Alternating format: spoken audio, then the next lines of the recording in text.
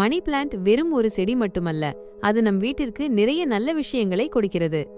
இது வீட்டின் காற்றை சுத்திகரிக்கிறது, மன அழுத்தத்தை குறைக்கவும் உதவுகிறது. இது வீட்டில் நேர்மறை ஆற்றலை கொண்டு வருகிறது. மணி பிளான்ட்டை சரியான திசையில் வைத்தால் வீட்டில் செல்வம் பெருகும் என்பது ஒரு நம்பிக்கை. மணி பிளான்ட்டில் பல வகைகள் உள்ளன. Golden pothos, marble queen, neon pothos, silver pothos, pearls and jade ஆகியவை இதன் முக்கிய வகைகளாகும். மணி பிளான்ட் பற்றி அதிகம் அறியப்படாத சில விஷயங்களும் உள்ளன.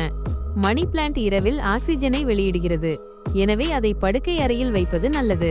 மேலும் இது காற்றில் உள்ள சில நச்சுப் பொருட்களை உறிஞ்சும் திறன் கொண்டது. இது வீட்டின் உட்புற காற்றை சுத்தமாக வைத்திருக்க உதவுகிறது. மணி பிளான்ட் மற்றும் பிலோடென்ட்ரன் ஆகியவற்றுக்கு இடையே சில வேறுபாடுகள் உள்ளன. மணி பிளான்ட்டுக்கு அதிக பராமரிப்பு தேவையில்லை, ஆனால் பிலோடென்ட்ரனுக்கு அதிக கவனம் தேவை.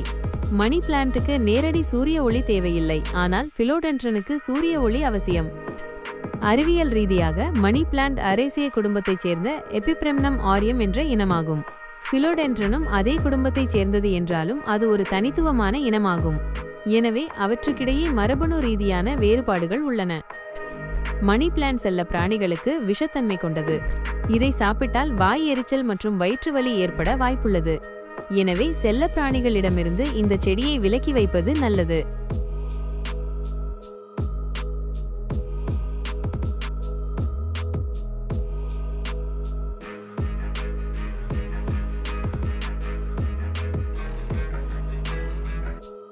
Like, share and subscribe. Thank you.